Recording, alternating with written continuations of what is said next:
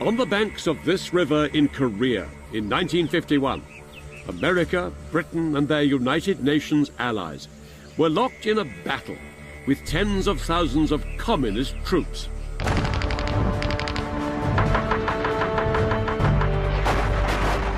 What moved the Allies to cross the world to fight here in Korea, only 5 years after the bloodshed of the Second World War, was their drive to stop communism spreading further.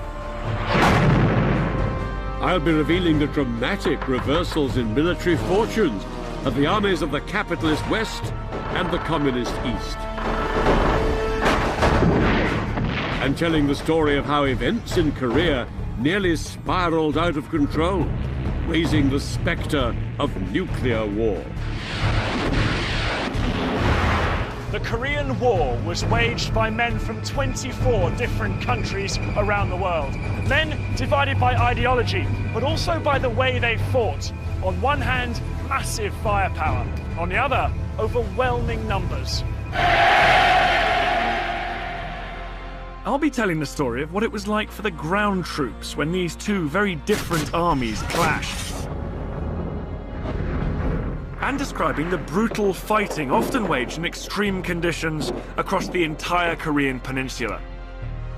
This is the story of a largely forgotten conflict, and of the battle that took place here on the Imjin River during the Communist Spring Offensive of 1951. A battle that was to be a turning point in the war for Korea.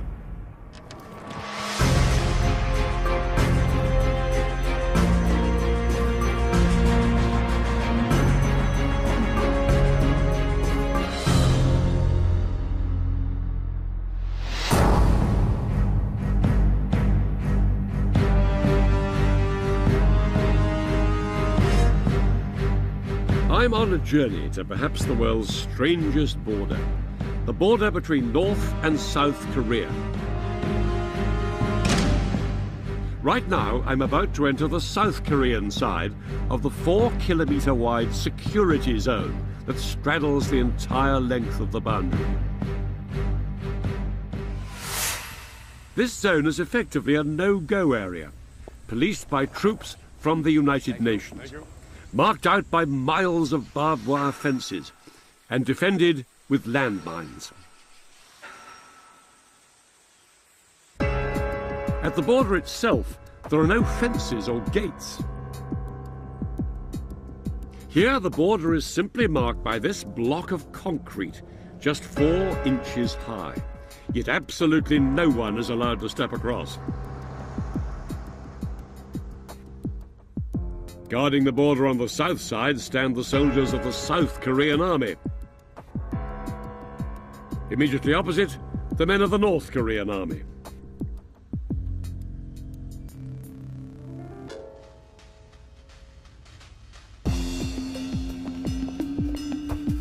The only place along the entire border that the two sides are in direct communication is on this spot, where a few huts literally straddle the border.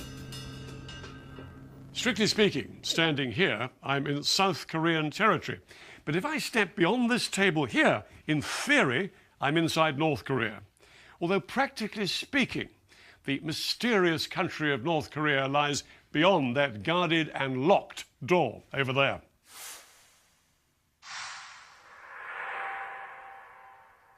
So, how come such a bizarre situation exists here? Well, the fact is that North and South Korea are still officially at war, and have been for more than half a century. Before the Second World War, the entire Korean peninsula was under the control of Japan. But when Japan was defeated, the victors divided the country along this line of latitude here, the 38th parallel. The Soviet Union sponsored a communist regime up here in the north, under Kim Il-sung in his capital, Pyongyang, and the Americans put Syngman Rhee, a fiercely right-wing nationalist, in control of South Korea in his capital, Seoul. Syngman Rhee wanted to govern not just South Korea, but the entire peninsula.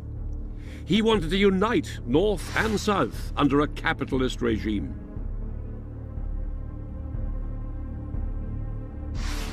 In the north, His opposite number and bitter enemy, Kim Il-sung, also wanted to unify the Korean peninsula, but under the banner of communism.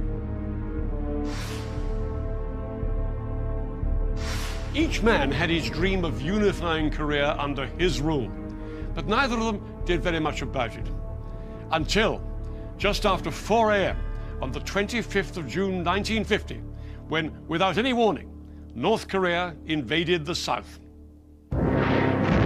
Within hours, 130,000 men of the North Korean army were pouring across the border.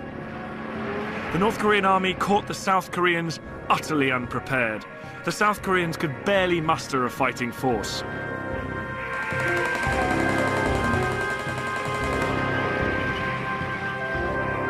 Outgunned and overwhelmed by enemy tanks, the ill-equipped army were rapidly forced back.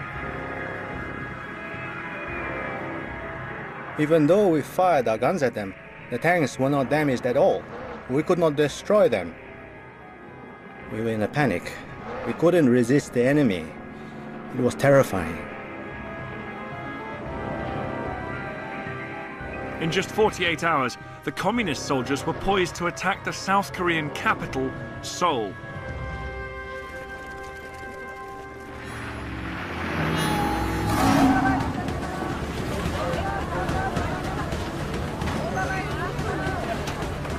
Seoul was the jewel in the crown of South Korea, and the North Korean army's attack on it was swift and certain.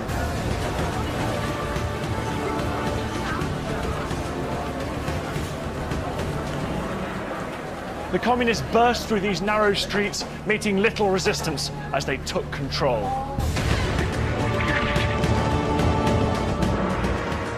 The North Korean troops swamped the city. And by June the 28th, just 3 days after the invasion, communist flags were flying over Seoul.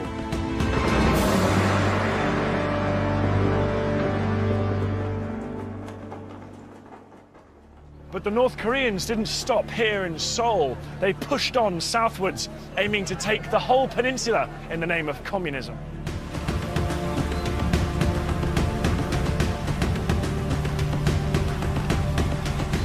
They crossed rivers, they traversed mountains, and they defeated the weak South Korean army at every encounter.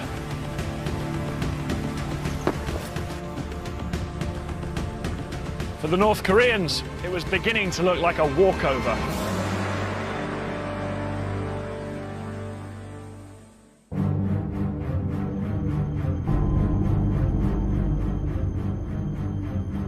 The West and its allies feared the North's seizure of South Korea would be another dangerous advance of communism throughout the world. And the West was determined to do something about it.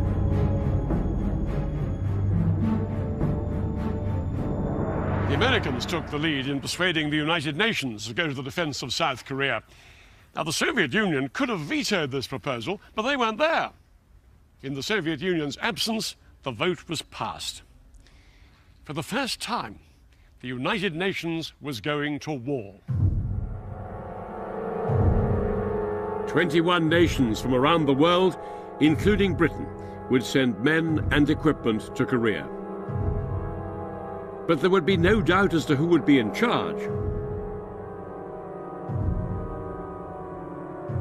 America, by far the biggest single force, was in command.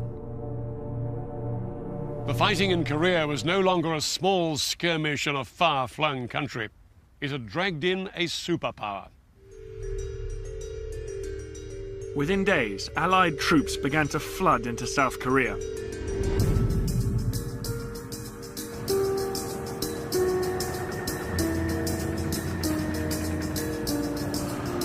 American troops were the first of the UN forces to arrive in Korea, shipped in from their bases in nearby Japan.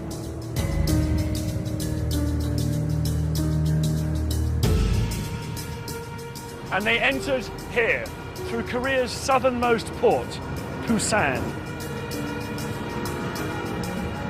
When they landed, they faced a desperate situation, and it was getting worse because by now, the South Korean army had almost totally collapsed under the advance of the North Korean steamroller.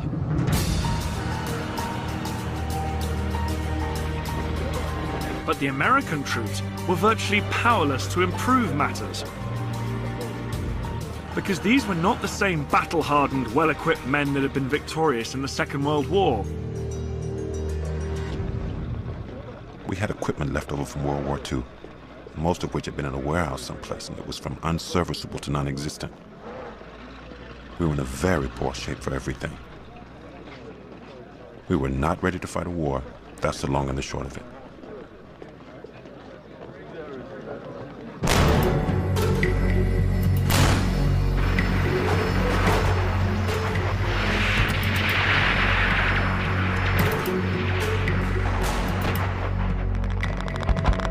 Just weeks after setting foot on Korean soil, the American land forces faced a terrible humiliation. By now, the North Koreans controlled nearly the whole of the Korean peninsula. And this meant that the American troops and their South Korean allies were packed into an increasingly tight corner, an area that became known as the Pusan Perimeter. This was a tiny pocket of land, just 50 miles by 50 miles around the port of Pusan in the southernmost tip of the peninsula. Everywhere else was in North Korean hands. The United Nations forces were surrounded and in danger of being pushed out of Korea altogether.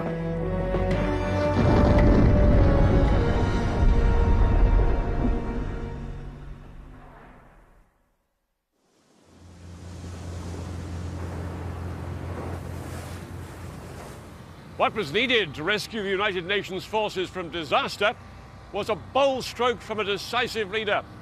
And that's exactly what they got from the man in charge, the American General Douglas MacArthur. MacArthur was one of those commanders who was larger than life. He was America's most decorated officer in the First World War, and he relished the fame he'd won, leading the defeat of Japan in the Second World War. Now the Korean War gave the aging general a chance of yet another triumph. MacArthur knew that if he was to push Kim Il-sung's Communist army back into North Korea, he'd have to come up with a much more ambitious strategy than simply battling it out on the Pusan perimeter.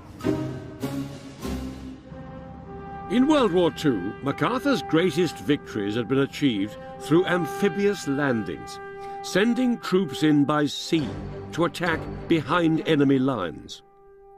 Such landings carried grave risks, but MacArthur was convinced he had mastered the technique.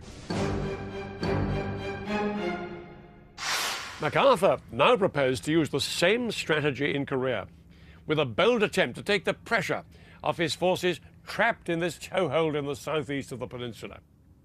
He would deliver an amphibious hammer blow, not down here around Pusan, but 150 miles behind enemy lines to the northwest, at the port city of Incheon. If he could seize Incheon, his troops could move on to Seoul, a mere 20 miles inland, cut the North Koreans off from behind, and force them to fight on two fronts, here and here. The North Koreans would be surrounded and crushed.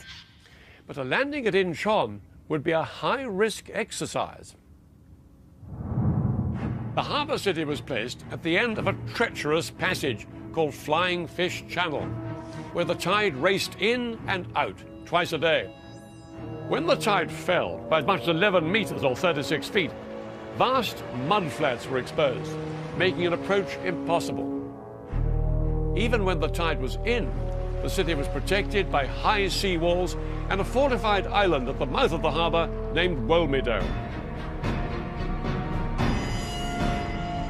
MacArthur's plan, codenamed Operation Chromite, was to assemble a vast naval force carrying 70,000 US troops who would brave the dangerous tides of Incheon harbour and land on the beaches.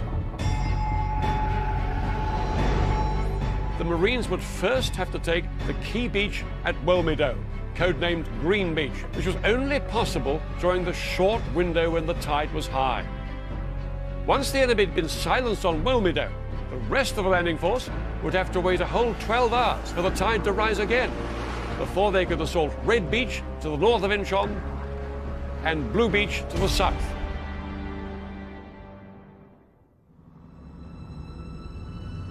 Set for mid-September 1950, Operation Chromite was to be the largest amphibious landing since D-Day. Many of MacArthur's colleagues thought his plan near impossible. One of them even said, "We drew up a list of every natural and geographic handicap, and Incheon had them all." MacArthur himself privately admitted his Operation Chromite was risky. It was going to be a tough assignment for the crack US Marines, hand-picked to carry out the operation. All positions APS unknown, bears 193, speed fast. The Marines' success hung on meticulous planning. But when I went to visit the British Royal Marines aboard HMS Albion, I found out just how many factors can throw the best plan off course. There's the weather, there's the tide that has an impact, the sea state. Of course, the Americans at Incheon had real problems with the tides, very high tides, just a 12-hour gap between them. How important is it to get the tides absolutely right? Well, if we get it wrong, then we're going to end up either getting caught on sandbars offshore. And you're at the mercy of enemy fire. Absolutely. And if the tide is too high, then of course you may be actually slamming into the sea wall, equally difficult to get people off. So timing is absolutely crucial. Now, when your landing craft are underway, and you're on that landing craft with all your guys, how critical to you is the covering fire that's coming down on the enemy as you go into the beach? Absolutely fundamental. And that's why all our destroyers and our frigates have big guns on the front. That's what they're for, is to buy us that time to get ashore. But this will be a matter of supreme concern for the lads that are now on the landing craft and steaming into the beach. Not directly involved. I shall make clear if you sort reach some sea. And what's it like being on a landing craft on your way into a beach? There will be guys that are utterly disorientated. They won't have a clue if they're in exactly the right position, what they're going to see when they get off the landing craft. Given with that, some will have been sick, some will be dizzy, some will be confused. And frightened? Oh, hugely frightened. One of the crew of the landing craft, who's working up on deck, will be shouting 500 metres to go, 400 metres to go, and then counting them down. And of course they get to 100 metres to go, they all stand up, the doors get pushed open, and then they're just stood there waiting for the ramp to drop. Hit the beach, ramp goes down, and then they're off. The US Marines waiting off the coast of Incheon were about to go through exactly the same experience as 0 hour for the amphibious landing drew near. At around 6 a.m. on the 15th of September, the actual landing part of the operation swung into action, under the cover of Allied naval gunfire. 6 British and American destroyers had already steamed in to within a mile of the city, and anchored so that their guns could fire at point-blank range on Wilmedow and the entire Incheon area. For 2 days, Incheon had been bombed by aircraft dropping napalm on the North Korean defenses and pounded by warships.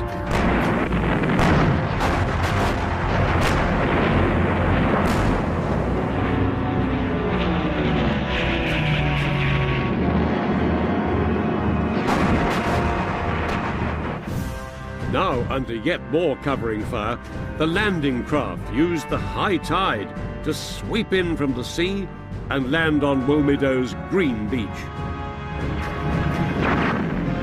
Through the chaos caused by the supporting fire, wave after wave of landing craft headed for Green Beach. Smoke was boiling out of Incheon. The entire beach area simply disappeared in an enormous cloud of dust and smoke, with only the occasional glare of rocket bursts showing through.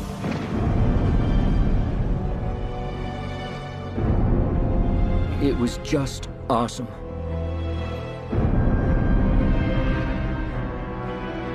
But as the first wave of Marines approached Green Beach, they were faced with a daunting task.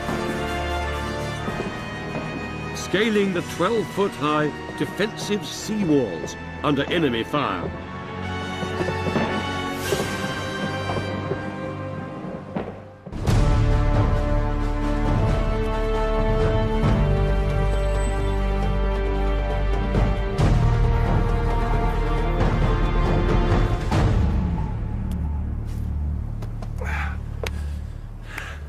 Well, this is Green Beach on Walmedo today.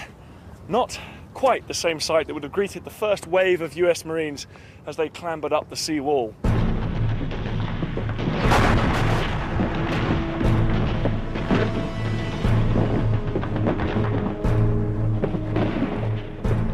With the second wave of Marines just 4 minutes behind, they quickly advanced inland, the landscape blackened and blasted by the covering fire.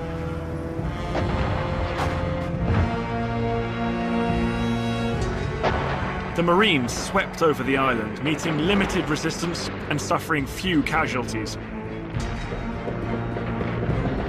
In just 2 hours, the Marines' commander radioed the waiting fleet. Walmedo secured. Phase 1 of their mission had been accomplished.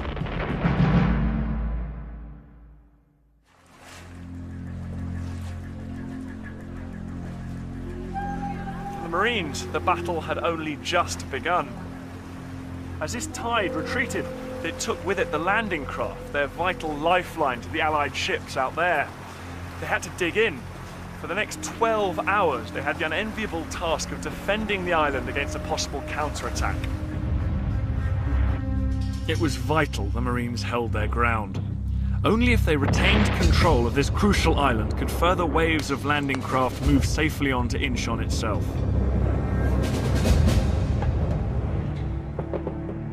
They waited hour after hour for the tide to turn, waiting to defend against any North Korean counterattack. But the big attack never came. Only at 5:30 did the tide come back in, and conditions were again favourable for the next phase of the American landings further up the channel. Red Beach fell to the Marines with little resistance. But there was still one more beach to capture.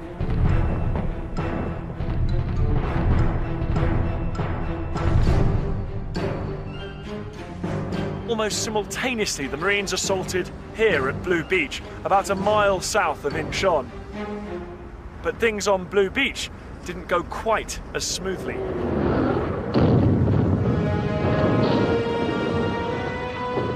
Out to sea, 25 separate assault waves had formed, but as they approached the shore, many of them were swept wildly off course by the strong currents. The assault on Blue Beach was in disarray. Landing craft at risk of capsizing, men in danger of drowning.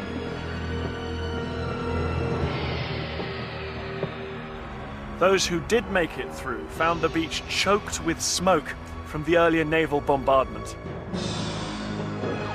The actual landing conditions were terrible. The city was on fire, and the rain was mixing with the smoke and fire of the bombardment, so it was very difficult finding the beach. Some units got mixed up, landing on the wrong beaches, and we just had to get it all sorted out. Despite the problems, there was no serious opposition to stop the Allied advance. They managed to push on through Incheon and further inland.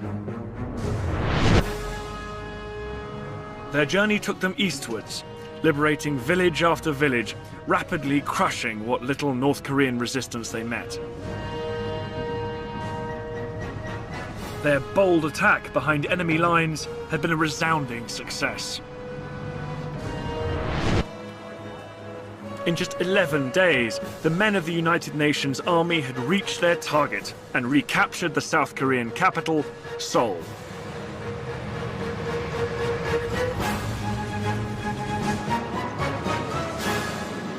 The war in Korea was taking a whole new turn.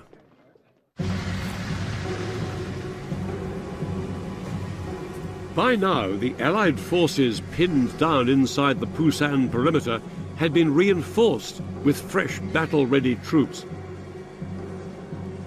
They broke out and thrust north to join those who'd recaptured Seoul.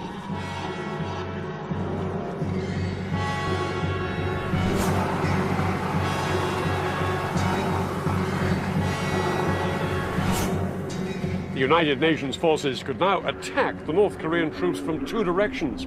Kim Il-sung's army was effectively surrounded and quickly collapsed. Within just 2 weeks, the Allies had pushed the crumbling North Korean army back over the 38th parallel, back into North Korea. It was an incredible turnaround.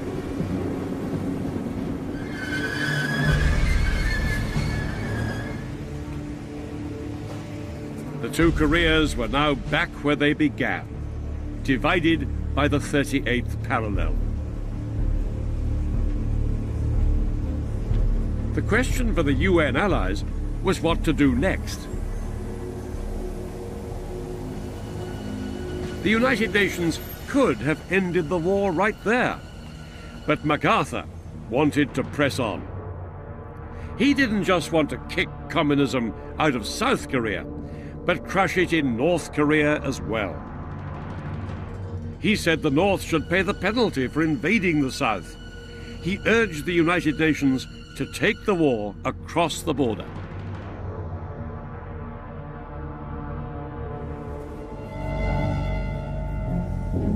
At the end of September 1950, MacArthur got his way. He was given the go-ahead to cross the 38th parallel and push into North Korea. The UN army were no longer repelling an invasion. They had themselves become the invaders.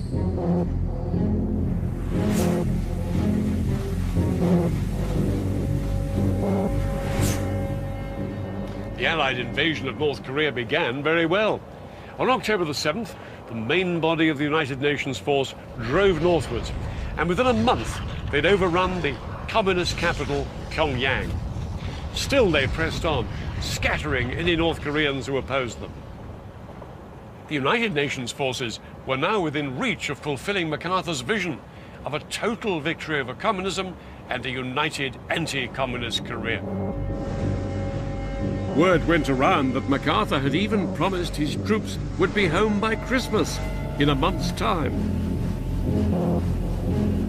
But every step his men took north threatened to awaken a sleeping dragon.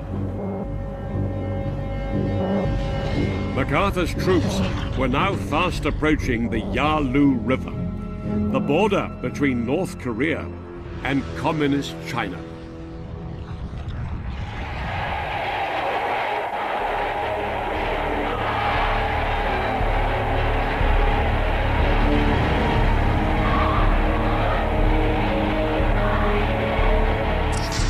The Chinese leader, Mao Zedong, had been watching events in Korea.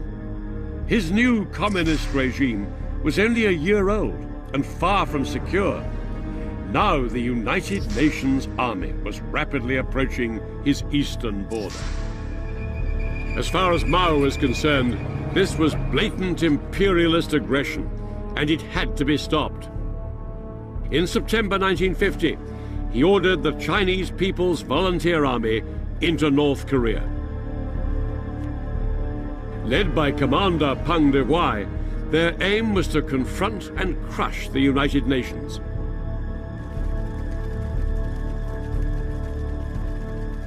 The vast armies of China had joined the war. Almost overnight, the men of the United Nations faced a very different enemy.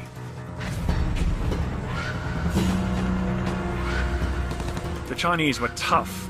They were battle-hardened veterans of years of civil war, expert in close-quarters fighting and used to the rugged terrain. What really set them apart as a fighting force is that they were highly politicized. Each man had to sign a pledge of commitment to the cause, and each unit had to swear an oath to destroy imperialism. They warned us if we didn't wipe out the enemy in Korea now, One day they would come back to China and we would lose everything. We swore to triumph in the communist cause and protect everything the revolution had won for us. We weren't ever going to be oppressed by imperialists again.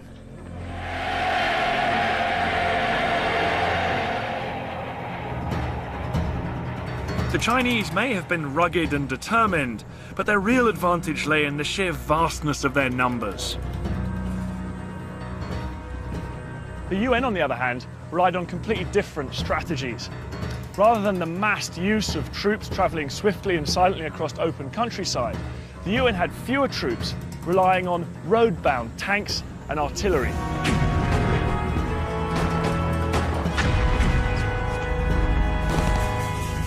Artillery was the key weapon that would form the bedrock of the Allied battle plan. Dan and I were given the chance to experience what it's like to be under live artillery fire when we visited the bombard shelter of the British Royal School of Artillery. A converge, a PD, a 2 rounds. At my command, a 1 round fire for effect. A 3 on the 5. 1 0, fire over.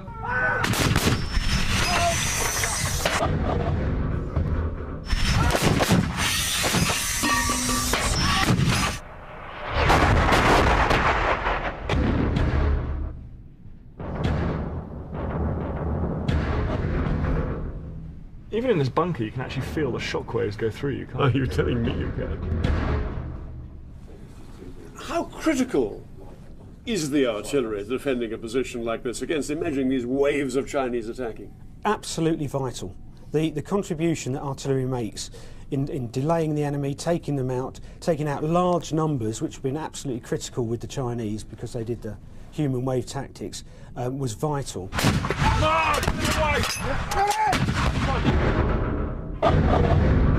Lethal effect would probably be about 150 metres in a circle, taking people out. That would be killing them, and then the actual damage will go out to about 200 or 300 metres. Extraordinary, isn't it? And that effect would be continuous, day or night, all weathers, 24 hours a day. That's what you would receive.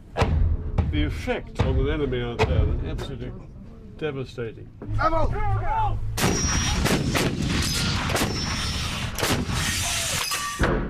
Even inside the reinforced bunker, we could feel the force of the explosions. But it was only out in the open that we could see the impact those explosions would have on an enemy attack. So these shells, they're basically just like giant hand grenades. Absolutely, and that's the effect we're after. Each shell breaks up into hundreds of fragments? Thousands of fragments. Thousands of fragments. Yeah, the air would have been black with those fragments. And I've got some here, which we fired today actually, a whole range. The optimum size is probably this one. And if you just look at that, you'll see how heavy and sharp. That's just a jagged edge. One of those will kill someone. Of course it will. Easily, easily. These two here would have taken this chap's arms off. This one here would have killed him. That one up the top is a serious head wound. And the last one on here would have hurt his leg. And yet they came on, the Chinese. They came on and on through this stuff. Weight of numbers. But as they're coming forward, you know, they're encountering their comrades, wounded, injured, screaming. Do they keep going? Do they help them out? What do they do? The whole time we're just sapping the momentum out of this attack.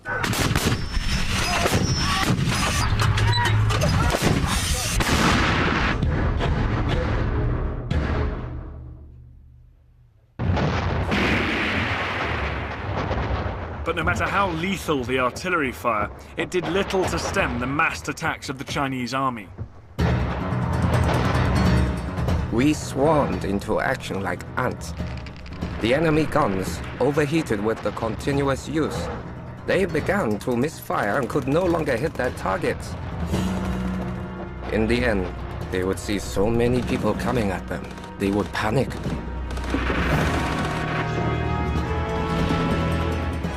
One after another, United Nations positions were simply overwhelmed by wave after wave of Chinese infantry.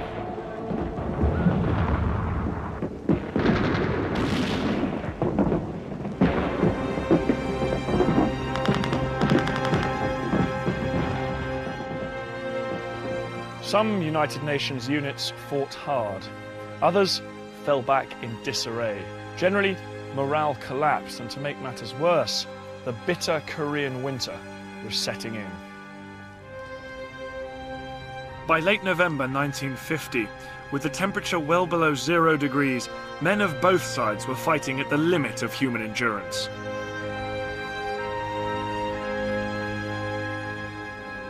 The Chinese soldiers were wearing only lightly padded cotton uniforms and thin canvas shoes to protect them against the bitter cold. The Allies fared little better, and much of their equipment simply seized up. The men had to keep themselves awake for fear of freezing to death as they slept. The first night the Chinese hit us, I lost 39 men to frostbite. The next afternoon, I went down to the medical station, and the doctors were breaking off all those frozen toes with forceps. I never saw those men again.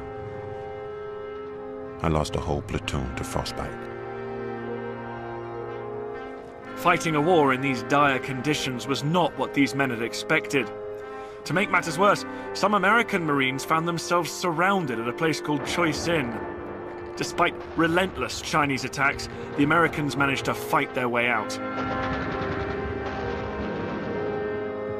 But elsewhere on the battlefield, other soldiers couldn't cope. Without waiting for orders, some turned around and fled. We moved headlong, helter-skelter, trying to get to the port at Busan. It was disgusting. Unbelievable. I never felt so ashamed in all of my life as to be a part of an army that was running away.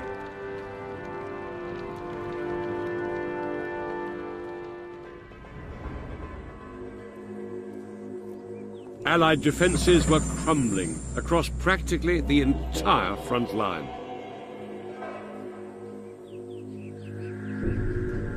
The United Nations generals had no choice.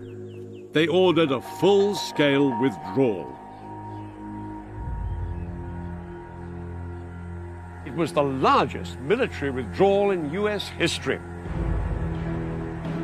As the Chinese drove south, the United Nations Army folded in front of them. And by January 1951, the Americans and their allies had been thrown back south of Seoul.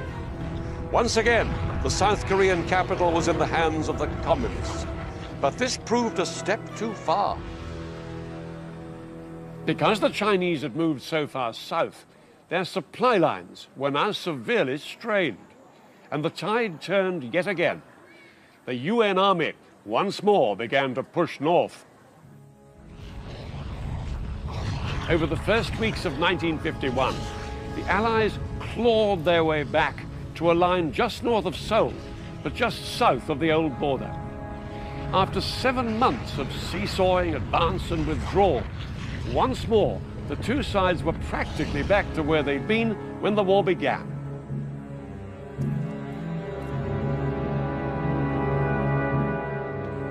The huge, sweeping moves of the two sides up and down the peninsula subsided into an apparent stalemate. But how to break this stalemate was to lead to a crisis at the very highest level of the American leadership.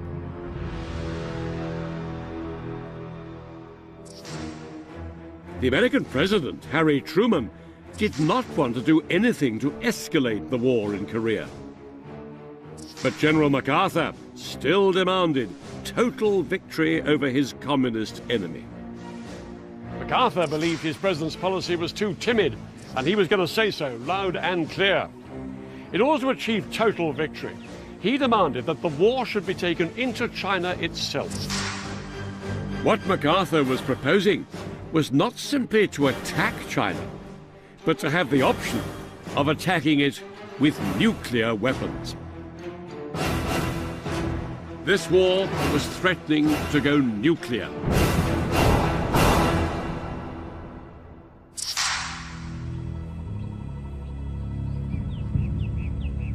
With MacArthur now publicly challenging Washington policy, President Truman had to make a decision, and he made a brave one. I believe that we must try to limit the war to Korea for these vital reasons: to make sure that the precious lives of our fighting men are not wasted, to see that the security of our country and the free world is not needlessly jeopardized, and to prevent a third world war. I have therefore considered it essential to relieve General MacArthur. General MacArthur is one of our greatest military commanders. But the cause of world peace is much more important than any individual. MacArthur's dismissal marked the end of an era. The end of the Allied aim to unite the two Koreas under a democratic flag.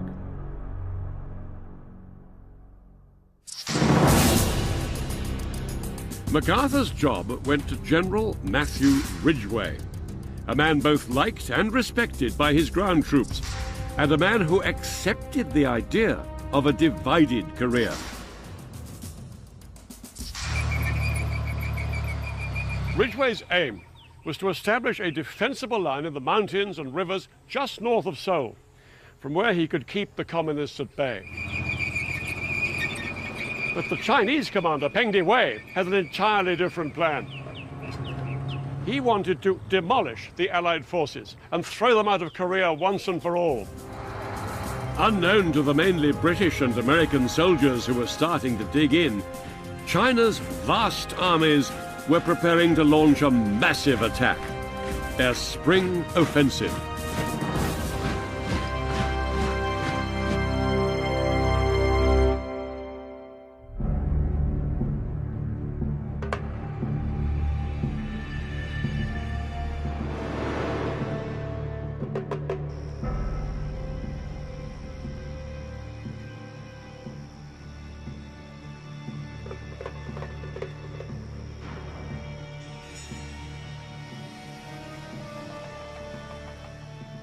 As night fell on the 22nd of April 1951, hundreds of thousands of North Korean and Chinese troops prepared to attack right along the battlefront, marked here in the western section of the peninsula by the Imjin River, only 30 miles from Seoul. These Chinese troops were masters of infiltration and concealment. Morale was high. Confident of victory, the Chinese leaders told their men that they'd be celebrating May Day in the streets of Seoul. That night, the Chinese took their positions along the banks of the Imjin and lay in wait for the order to move.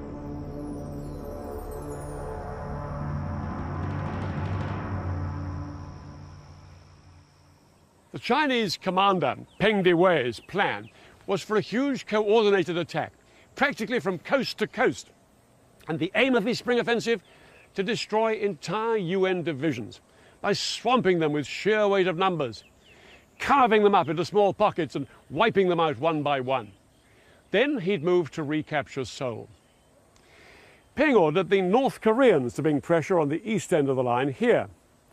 But the main attack would be by the Chinese themselves, punching a hole through the line in 3 places, against mostly South Korean forces here, American forces here, and here, in the west, where I am now, the Chinese put a large force up against the mainly British 29th Brigade, who were defending the historic invasion route to Seoul across the Imjin River. Until now, the Americans and South Korean troops had borne the brunt of this war, but over the next few days, the men of the mainly British 29th Brigade, led by Brigadier Tom Brodie, would play a vital role. The 29th Brigade's 9-mile-long front along the Imjin River was pivotal. If the Chinese breached the line in this position, the Allied divisions either side would be exposed and the routes to Seoul would be open. Of vital importance were 2 river crossings, with tracks leading to the capital just 30 miles to the south. 700 men of the Gloucestershire Regiment guarded this track, from the hills just south of a ford, which they later called Gloucester Crossing. This second crossing and track were guarded by another 700 men from a battalion of the Royal Northumberland Fusiliers. In support, both British battalions could call on the Royal Artillery's field guns back here. All this, plus some tanks in reserve here, and some other units on either side, were part of Brodie's 29th Brigade. and everything in this region was under the overall command of the American 3rd Division. There were just 4,000 men in the British 29th Brigade, thinly spaced and not yet properly dug in. A pitifully small contingent to be defending such a crucial stretch of front. Advancing on them, the entire Chinese 63rd Army, over 27,000 men. The British were outnumbered by around 7 to 1.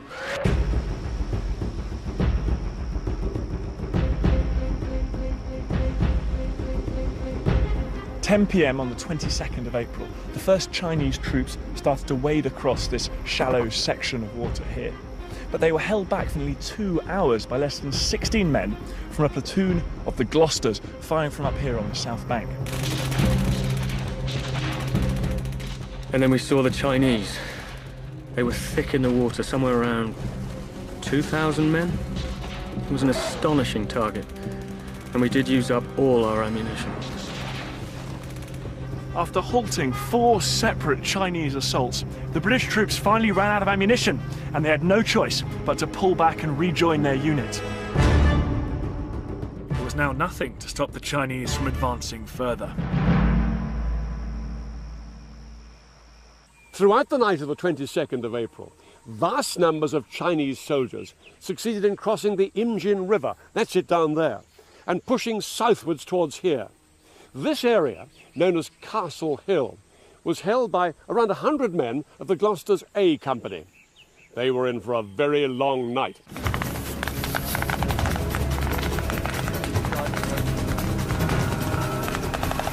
For 6 hours, under bright moonlight and under the glare of parachute flares, A Company fought a ferocious close-quarters battle for control of this hill.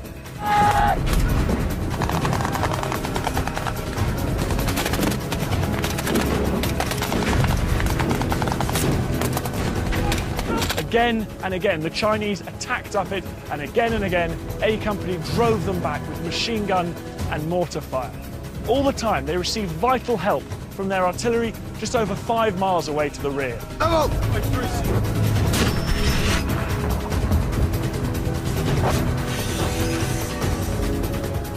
Shells rained down. In front of me, a whole squad was blown to pieces, and the bodies of dead and wounded scattered along the track. I did not wait to be killed. I ran beyond that barrage as fast as my legs would carry me. At times, the supporting artillery was the only thing slowing the Chinese advance.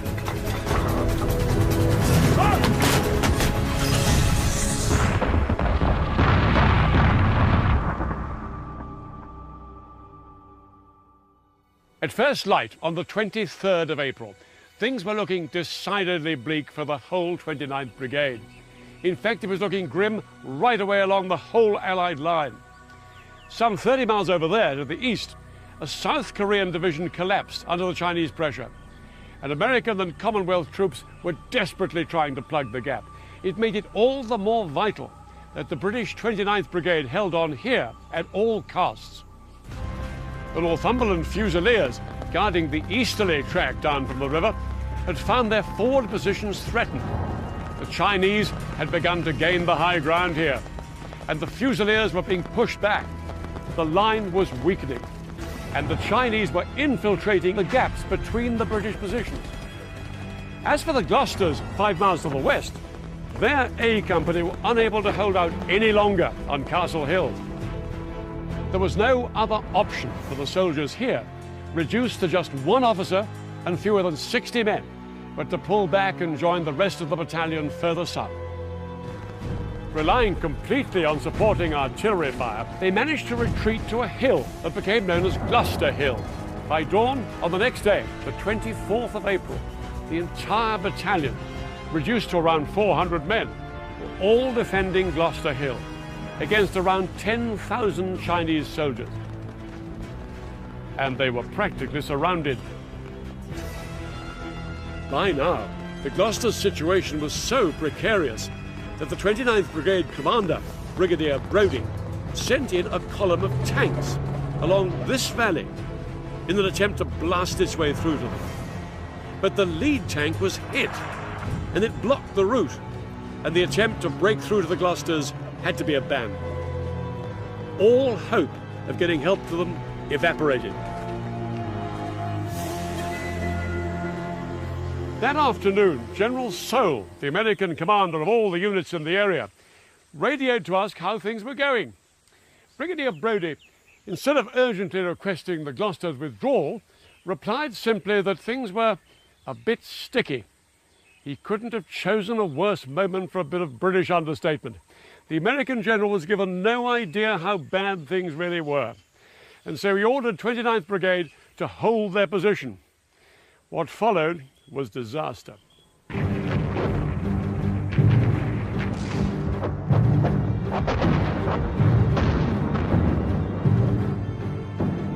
At 10 p.m, the Chinese struck.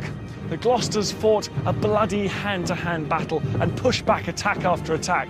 The battle raged all through the night.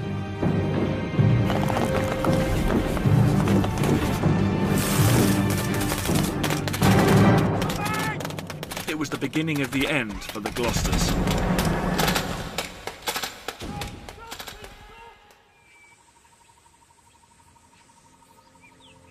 The entire 29th Brigade was at breaking point. If they didn't withdraw, they faced death or captivity. The attempt to get any relief to the Gloucesters may have been blocked, but over on the right, the Northumberland's line of retreat was still clear. Brigadier Brodie had ordered tanks up the track to escort them out. But the withdrawal became chaotic as the Chinese managed to swarm onto the track and climb on the British tanks. The crews of neighbouring tanks were forced to hose each other's tanks at machine gun fire in a desperate attempt to dislodge the clambering Chinese. The rescue of the Northumberlands was succeeding, but only just. But the Gloucesters, off to the west, were left to their fate. In the face of the rapidly advancing Chinese, Brigadier Brodie had by now been forced to withdraw the artillery supporting his troops. And once these vital guns were silenced, the men of the Gloucesters really were at the mercy of the Chinese. The men stranded just up there on the top of Gloucester Hill were preparing for a nearly impossible task. They were going to try and make a break for it. But many had not slept or eaten for days, and with virtually no ammunition, getting back to friendly lines would be a near impossible task. But the Gloucesters had little choice. They set out across the enemy-infiltrated stretch of land on what for many would be their final journey. The Gloucesters had started the Battle of the Imjin with 700 men. 58 had been killed in the fighting. Only 63 made it back to the safety of British lines that night. Nearly 600 Gloucesters were taken prisoner. It was a very shameful moment, surrendering. I hated doing it. Surrendering seemed to go against everything that I thought soldiering should be about. The rest of 29 Brigade had fared little better than the Gloucesters, but those few days in April 1951 had taken their toll on the enemy too.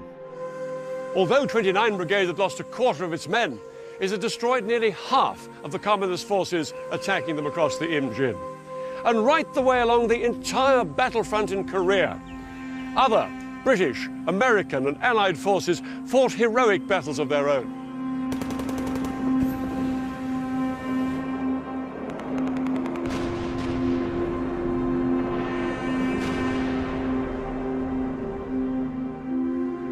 No one knows exactly how many the Chinese lost, but it was in the tens of thousands.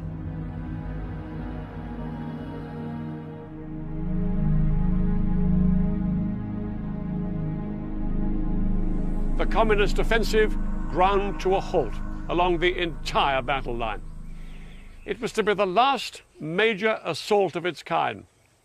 The Chinese would never again launch an attack on the scale of the spring offensive of 1951. Like the Americans, they too had finally realized that neither of them could win control of the whole of Korea. While the Allied crushing of the Communist Spring Offensive, in great part along the Imjin River, did not end the fighting immediately, it did bring both sides to the negotiating table. Yet when they first met on July the 10th, 1951, few could have had any inkling that the negotiations would drag on for over 2 years. All this time, the vicious battles for minor stretches of tactical ground continued, and the casualty rate soared. This increasingly futile war was to go on another 2 years before the fighting finally ended. The two sides agreed the position of the new border between them, and they agreed on roughly the line of the 38th parallel just about here. And on the 27th of July, 1953, they agreed a ceasefire. In 3 years of warfare, more than 2 million people had lost their lives, and a country had been devastated. And yet, the border between North and South Korea had barely changed. And there's one even bigger irony. The two sides have never signed a peace treaty. The state of war between North and South Korea still officially exists. To this day, Korea's two sides remain in an uneasy stalemate. North Korea is still one of the most undeveloped countries in the world, and fiercely secretive. South of the border, it's a very different story.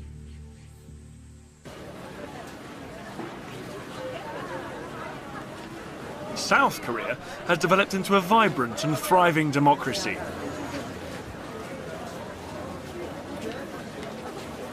Today, the two Koreas may be vastly different, but one thing hasn't changed.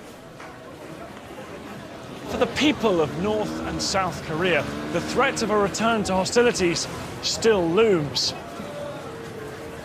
50 years after the ceasefire, South Koreans still plan for the worst. Around twice a year, a siren sounds across the South Korean capital here in Seoul. It's a drill for the taking of immediate shelter in the event of a North Korean attack. For a few minutes, these city streets empty in readiness for return to hostilities.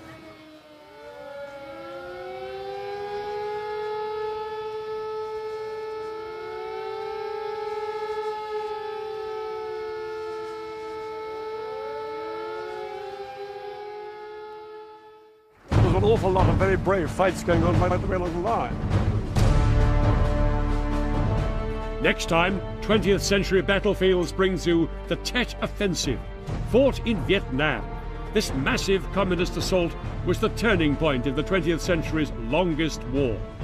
I'll be explaining how the American military had to adapt itself to face up to a largely guerrilla fighting force. And I'll be experiencing what it was like for the soldiers as they fought their way through South Vietnam. The Tet Offensive was one of the most decisive battles of the 20th century.